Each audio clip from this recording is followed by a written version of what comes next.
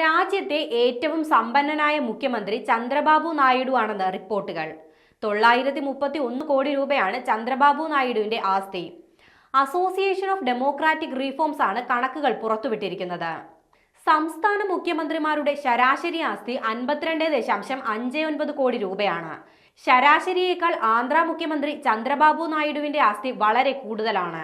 രാജ്യത്തെ എല്ലാ മുഖ്യമന്ത്രിമാരുടെയും ആസ്തി ചേർത്താൽ അത് 1630 കോടി രൂപ വരും.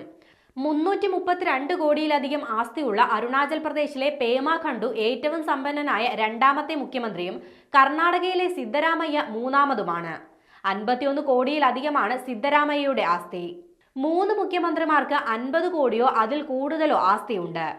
9 പേർക്ക് 11 കോടിക്കും 50 കോടിക്കും ഇടയിൽ ആസ്തിയുണ്ടെന്നും അസോസിയേഷൻ ഓഫ് ഡെമോക്രാറ്റിക് റീഫോംസ് പുറത്തുവിട്ട കണക്കിൽ പറയുന്നുണ്ട്. അതേസമയം രാജ്യത്തെ സംസ്ഥാനങ്ങളിലെയും കേന്ദ്രഭരണ പ്രദേശങ്ങളിലെയും 31 മുഖ്യമന്ത്രിമാരിൽ 10 പേരും ബിരുദധാരികളാണ്. 2 മുഖ്യമന്ത്രിമാർക്ക് ഡോക്ടറേറ്റ് ബിരുദവുമുണ്ട്.